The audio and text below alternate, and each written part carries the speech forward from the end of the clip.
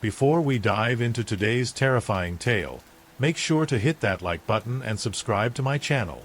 Don't forget to click the bell icon so you never miss a spine-chilling story. Let's get into it.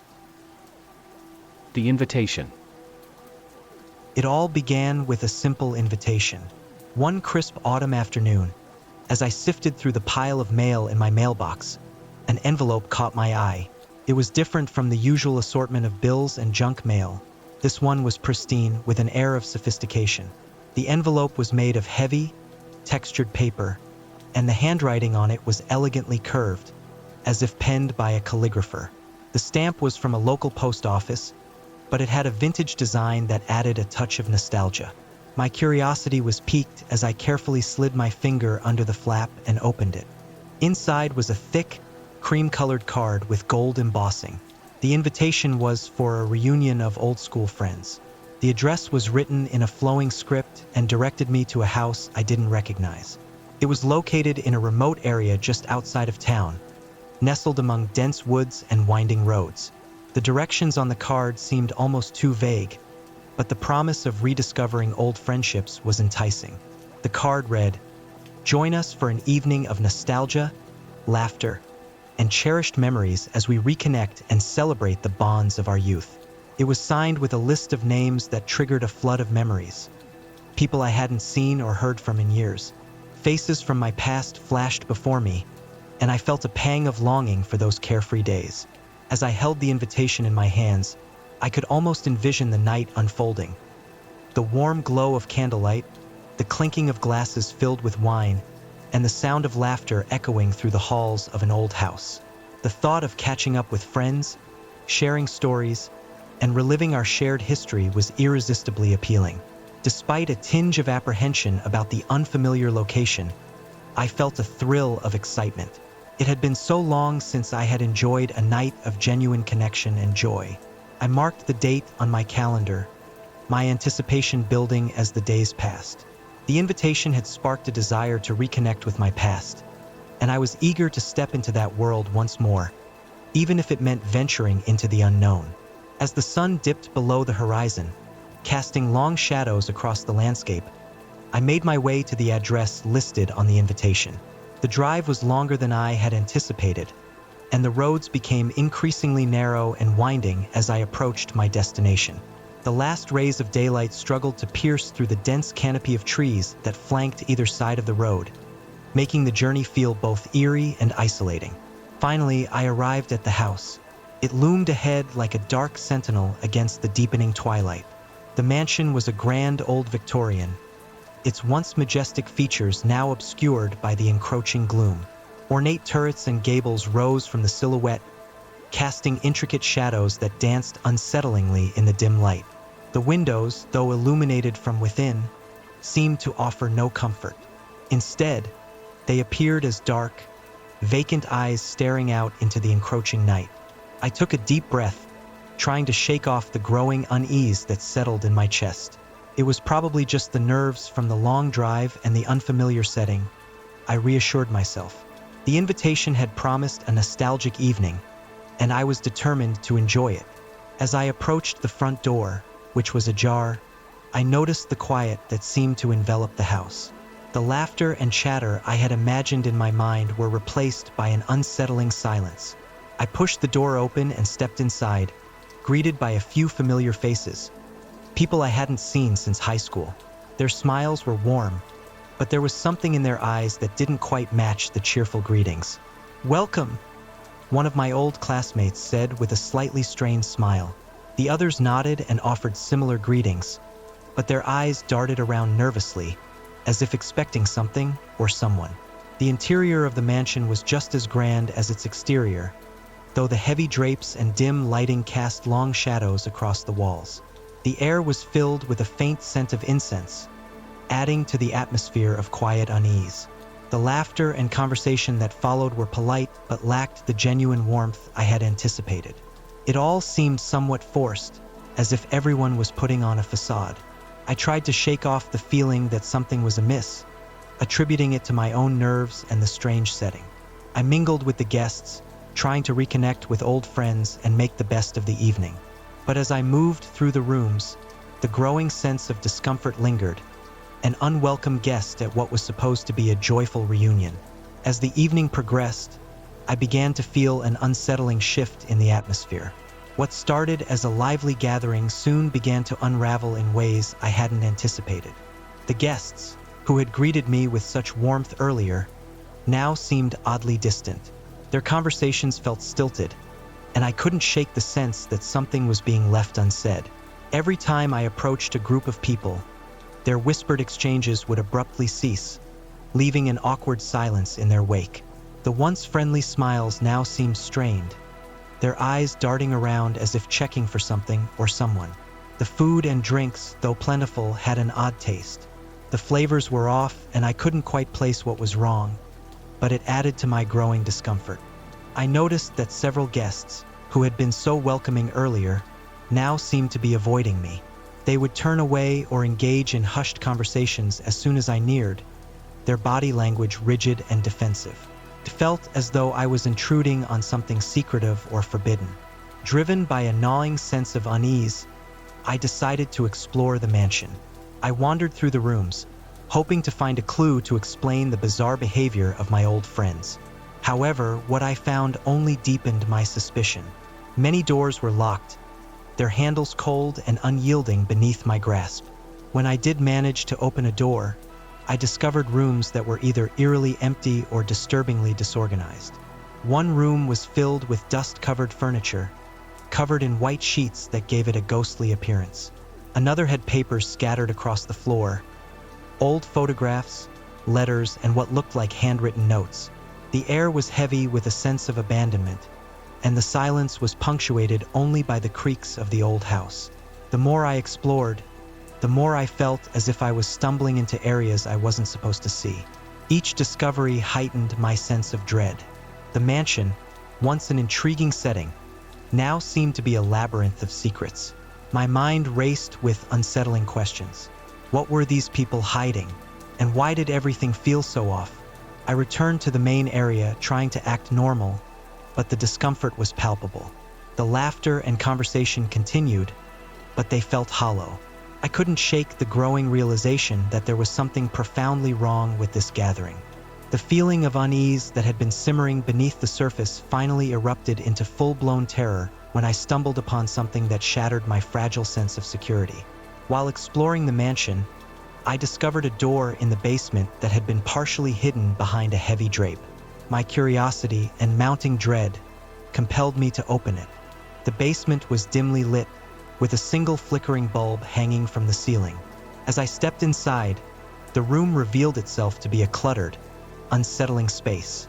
My eyes were immediately drawn to a large, wooden table covered in a chaotic assortment of items. Old photographs were scattered across its surface, their edges yellowed with age.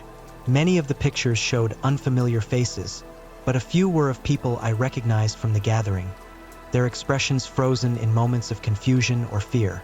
Beside the photographs were newspaper clippings, each one detailing cases of missing persons.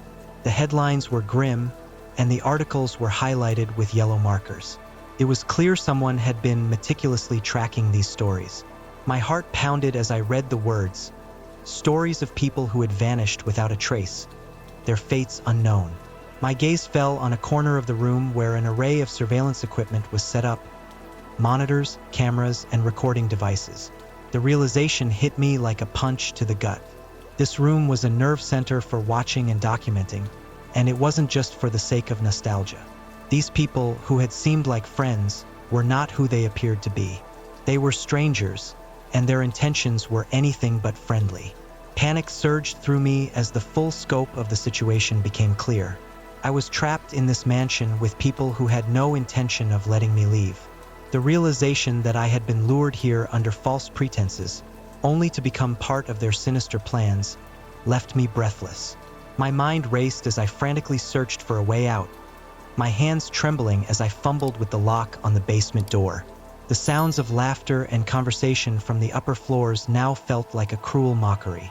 I had to find a way to escape, to get out of this nightmare before it was too late. My pulse pounded in my ears as I realized that my worst fears were coming true. I was alone in a house of horrors, and the only thing I knew for certain was that I had to get out before they decided I was the next one to disappear. The sense of desperation that gripped me was overpowering. Every corner of the mansion seemed to close in on me as I scrambled to find an escape route. The guests who had once greeted me with friendly smiles now pursued me with cold, predatory determination. Their faces, once familiar and comforting, were now twisted into masks of menacing resolve. I darted through the darkened hallways, my breaths coming in ragged gasps as I ducked and weaved to avoid their grasp. The shadows seemed to dance around me, making it difficult to tell if they were real or figments of my fear. The mansion, which had seemed so grand and welcoming, now felt like a labyrinth designed to trap me. Every room I entered seemed to lead only to more confusion and danger. In a frantic bid to protect myself, I returned to the basement, where I grabbed the few tools I had discovered earlier: an old crowbar, some rope, and a broken piece of wood. I used them to barricade doors and create makeshift weapons. The sounds of footsteps and whispers grew louder as the pursuers closed in. My heart pounded in my chest, each beat echoing my mounting panic. Just when I thought I was out of options, I stumbled upon a hidden passage behind a bookshelf in a small, dimly lit room. My fingers fumbled with the mechanism, and the shelf creaked open to reveal a narrow, dark tunnel. With no other choice, I squeezed into the passage and crawled through the dark, feeling the walls press in on me from all sides. The air was stale and musty, adding to my growing sense of claustrophobia. As I emerged from the other end of the passage, I found myself outside, the cold night air hitting my face like a welcome slap. I raced across the overgrown lawn and into the woods, the sounds of pursuit gradually fading behind me. My legs felt like lead as I stumbled through the underbrush, but the adrenaline kept me moving. The further I got from the mansion, the more the oppressive weight of fear began to lift. I glanced back, half expecting to see shadows chasing me, but there was only the dark silhouette of the house against the night sky. I knew I had narrowly escaped a fate I could barely bring myself to imagine. As I reached the safety of the main road, I collapsed onto the ground, my breaths coming in ragged sobs. The terror of the evening left me with a deep-seated fear and an unanswered question that haunted me. Who were those people, and why had they targeted me? The sense of dread lingered, a reminder of the horrifying experience I had barely survived. The Dead End Trail. The day had dawned clear and crisp, the kind of morning that makes you feel like the world is wide open with possibilities. Emily and I were brimming with excitement as we packed up the car and headed toward the remote forest just outside Seattle. We had planned this hiking trip for weeks, carefully choosing a trail known for its breathtaking views and serene atmosphere. It was our escape from the constant noise and stress of city life. When we arrived at the trailhead, the sense of adventure was palpable. We unloaded our gear, our faces flushed with enthusiasm. The trail was well marked, winding gently through towering trees and offering glimpses of distant mountain peaks. We were ready for a day of tranquility and connection with nature. As we prepared to set off, something caught my eye, a faintly marked path that veered off from the main trail. It wasn't on our map, and the sign was barely legible, but it had an intriguing quality to it. The path seemed to beckon us, promising even more solitude and mystery. Emily and I exchanged curious glances. We had always enjoyed exploring off the beaten path, and this one seemed like it held the potential for a hidden gem. After a brief discussion, we decided to follow it. The excitement of discovery was too tempting to ignore. With our backpacks slung over our shoulders and a sense of eager anticipation, we stepped onto the less traveled path. The world around us began to change. Trees grew denser, and the sounds of the main trail faded away. We felt like pioneers venturing into a hidden part of the forest. The initial part of the trail was enchanting, with sunlight filtering through the leaves and the forest floor blanketed in soft moss. It felt like we were the only ones in the world, and that was exactly what we had hoped for. Little did we know that this seemingly innocent diversion would lead us down a path far more treacherous than we had anticipated. The initial thrill of our adventure started to fade as we ventured deeper into the forest. The path, once wide and inviting, began to narrow and twist in ways that didn't match the map we had meticulously studied. The trees seemed to close in around us, their branches reaching out like gnarled fingers, and the underbrush grew thick and tangled. Every turn seemed to lead us further away from the route we had planned. At first, I thought it was just my sense of direction failing me, but as the hours passed, it became clear that we were losing our way. The forest was eerily quiet, save for the occasional rustle of leaves or the distant call of a bird. The comforting sounds of the main trail had long since disappeared, replaced by an oppressive silence that made the forest feel claustrophobic. Emily and I exchanged worried glances. We tried to retrace our steps, heading back the way we thought we had come. However, the forest had a way of disorienting us. Familiar landmarks seemed to shift and vanish, making it impossible to gauge our location. We stumbled over roots and pushed through dense foliage, our frustration growing with each step. The sun began to dip lower in the sky, casting long shadows that danced menacingly around us. What had started as a serene hike had turned into a confusing maze. Our initial excitement was replaced by anxiety as we realized how easily we had become lost.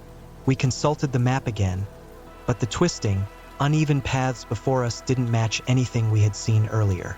We debated whether to continue trying to find our way back or to wait until morning.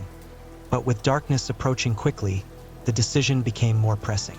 Our sense of disorientation grew stronger, and it was becoming increasingly clear that finding our way back to the main trail was going to be more difficult than we had anticipated. As dusk began to envelop the forest, a sense of unease settled over us. The once familiar woods were transforming into a place that felt increasingly alien and unsettling. The sun dipped lower, casting long, wavering shadows that seemed to move and shift with a mind of their own. It started with small sounds, a rustling in the bushes, the snap of a twig underfoot that made us both jump. We laughed nervously, trying to brush off our growing anxiety. "It's just the forest settling in for the night," I said, though my voice lacked conviction. But as the darkness deepened, the sounds grew more frequent and closer. It was as if the forest was alive and watching us. I heard what sounded like distant footsteps, echoing through the trees, though when I turned to look, I saw nothing but the dense underbrush.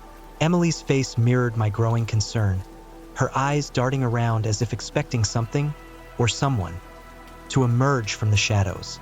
We attempted to call for help, but our phones were met with stubborn silence. No signal. Our isolation felt more profound with each passing minute. The forest had swallowed us whole, cutting us off from any connection to the outside world.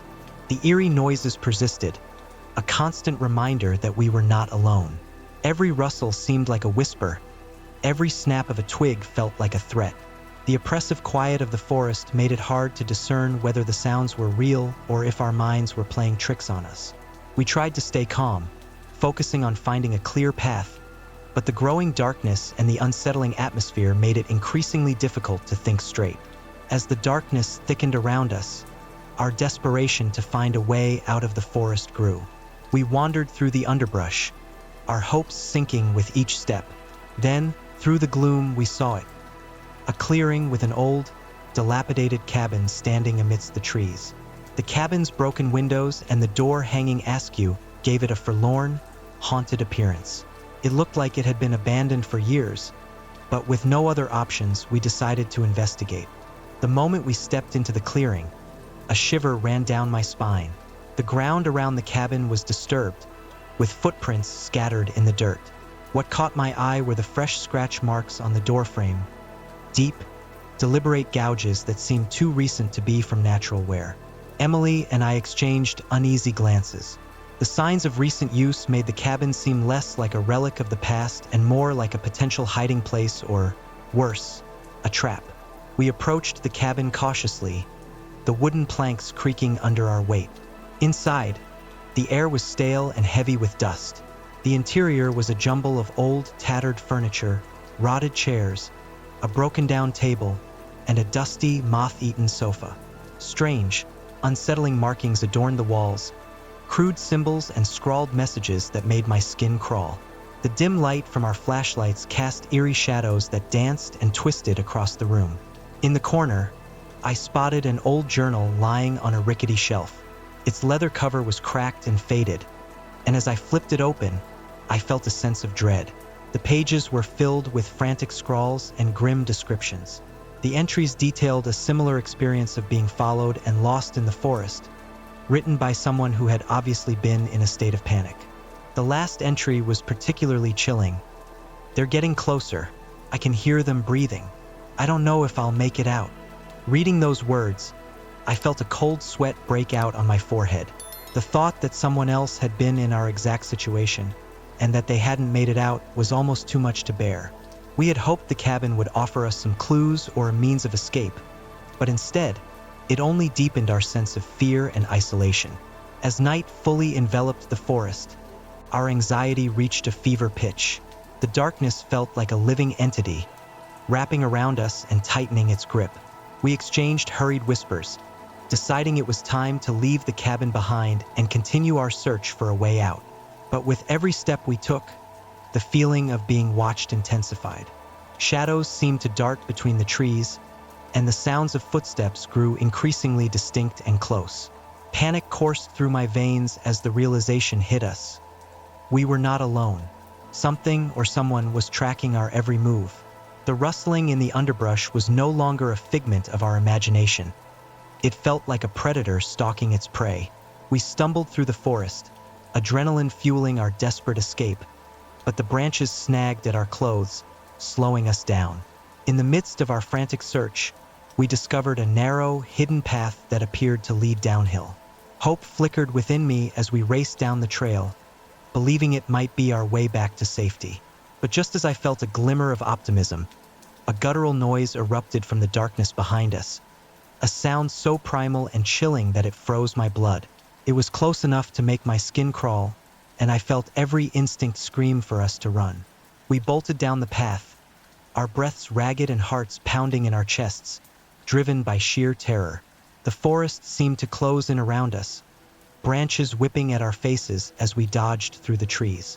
The sounds of pursuit were relentless, echoing behind us like a horrifying chase scene we couldn't escape.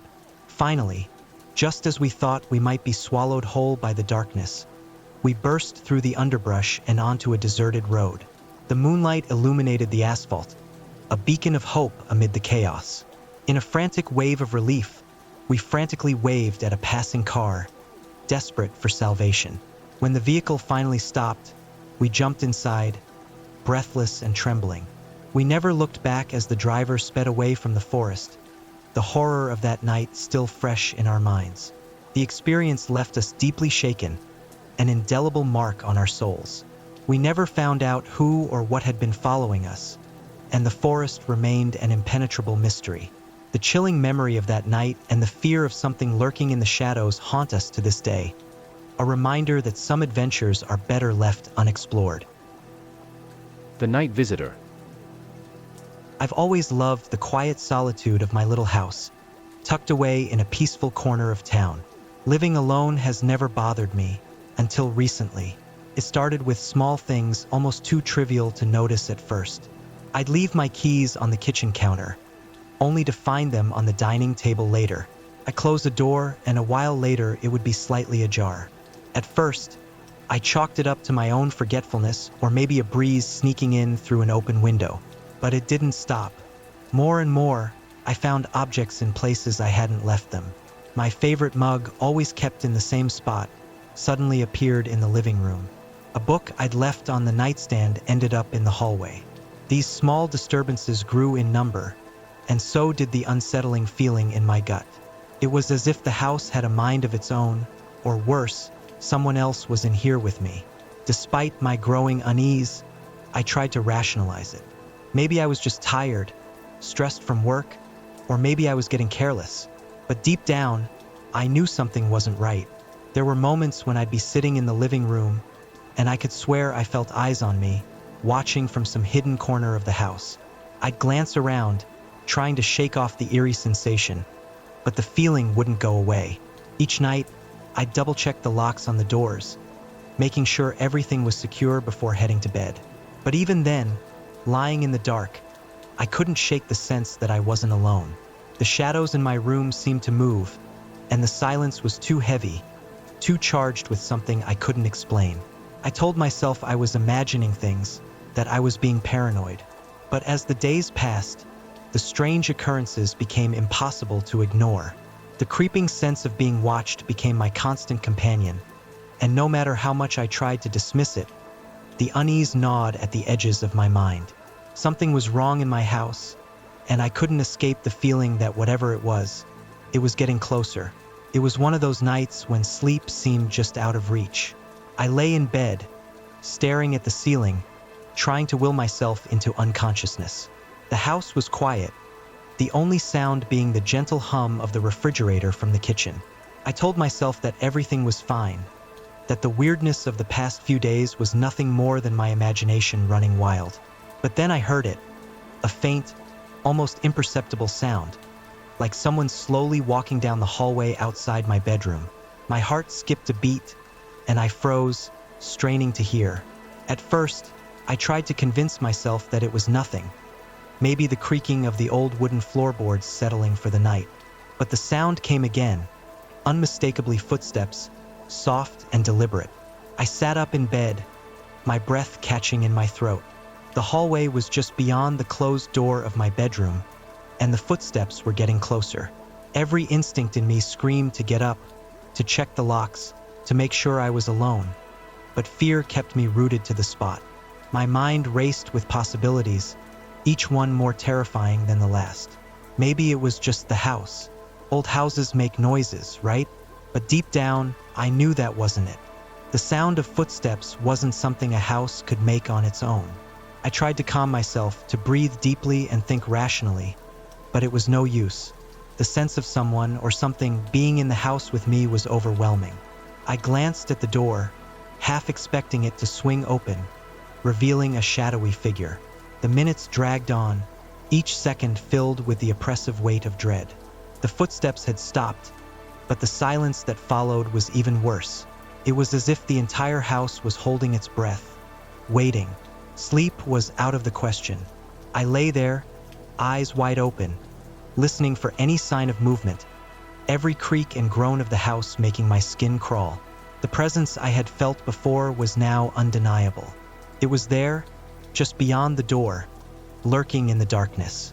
I didn't move for hours, too terrified to even reach for my phone and call for help. All I could do was listen, my heart pounding in my chest, and wait for the dawn to break. When the first light of morning finally crept through the curtains, I felt a slight sense of relief, but it was hollow. I knew that whatever had been in the house with me during the night wasn't gone.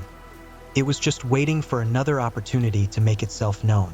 As I got up and went about my day, I couldn't shake the feeling that I was no longer alone in my own home.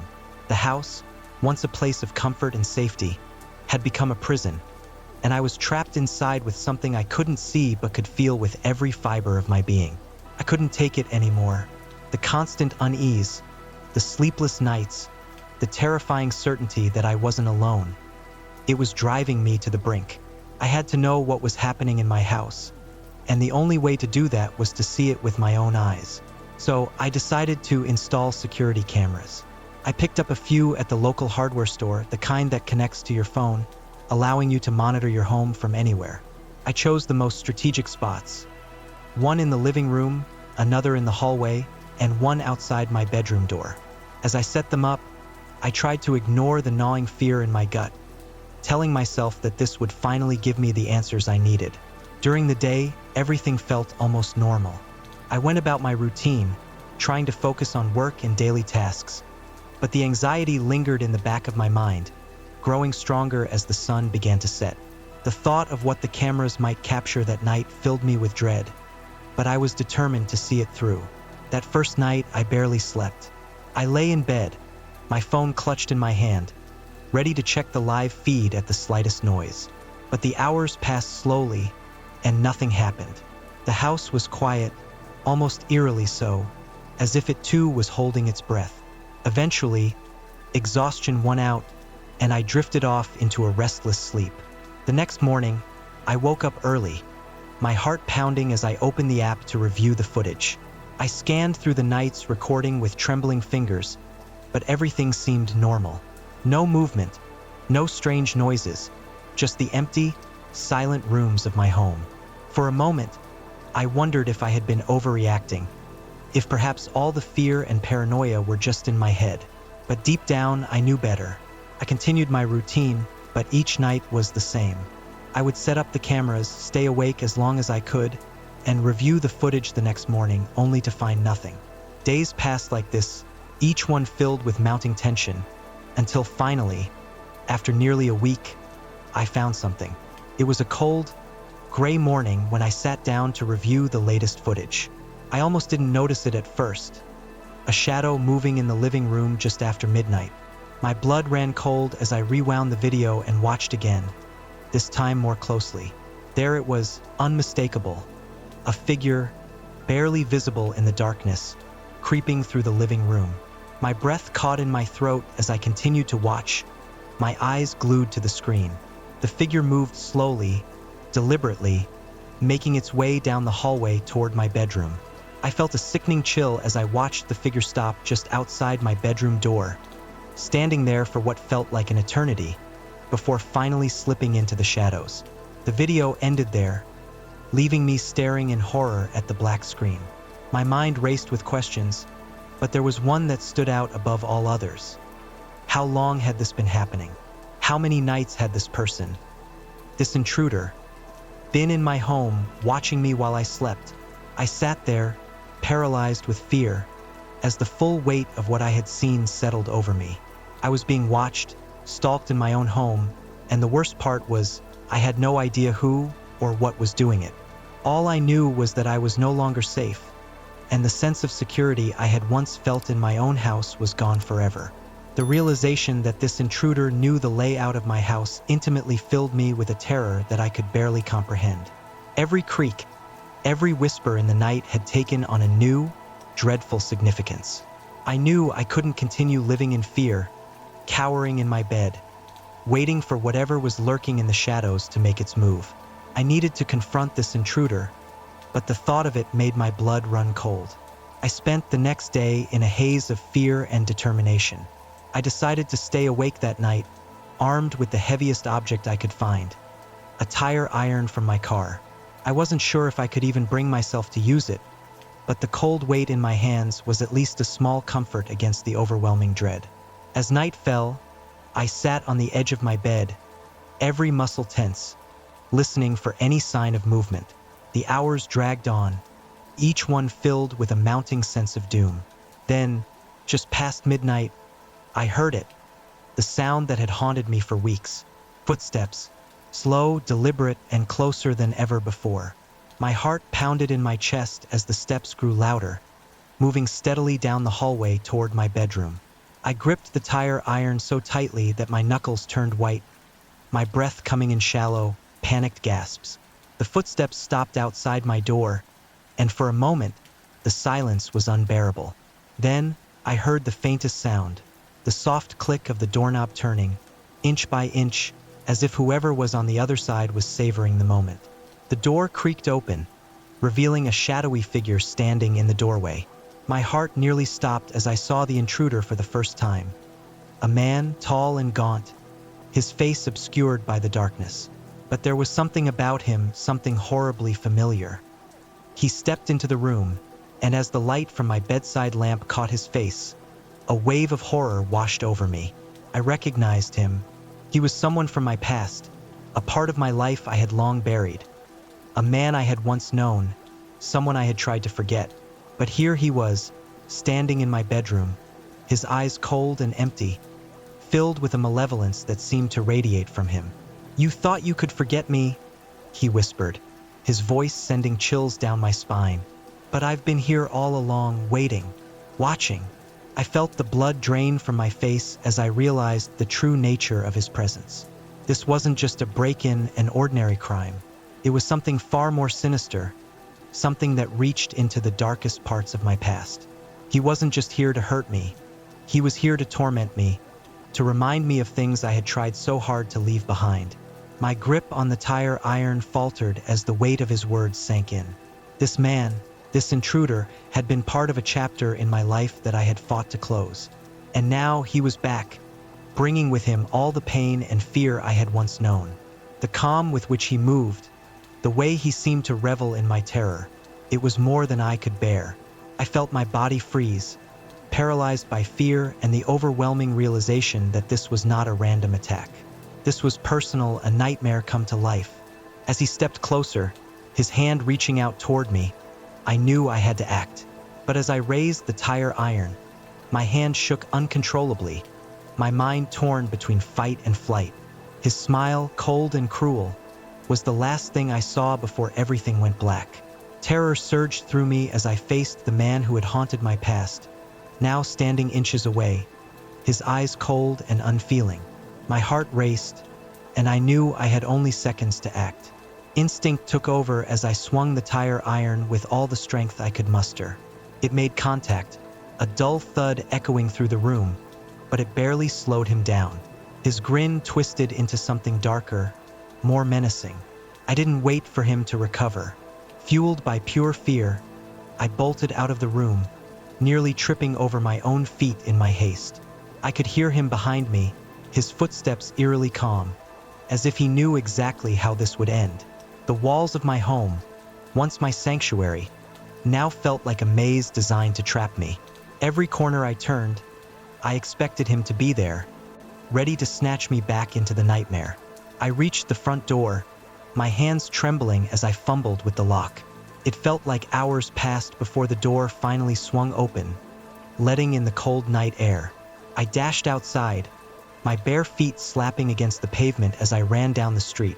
The darkness seemed to close in around me, and the only sound was my ragged breathing and the blood pounding in my ears.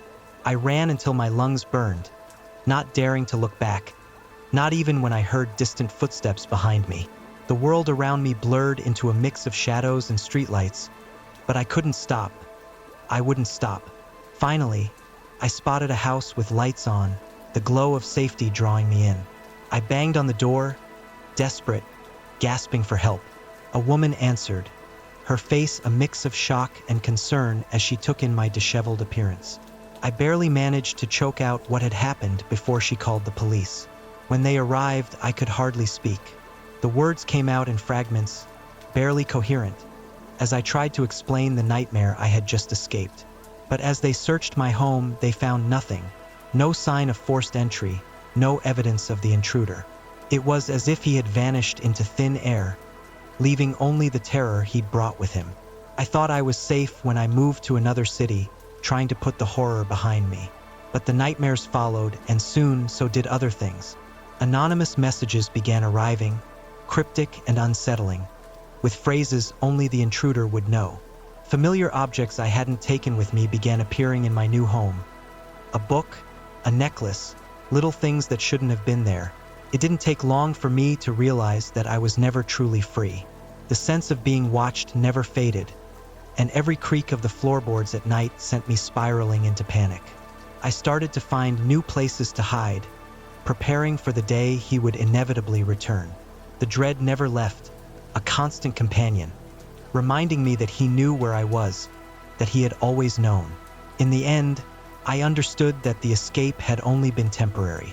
The real horror was not that he had found me again, but that he had never truly left. He was out there, somewhere, waiting, watching, always one step ahead, ready to finish what he had started.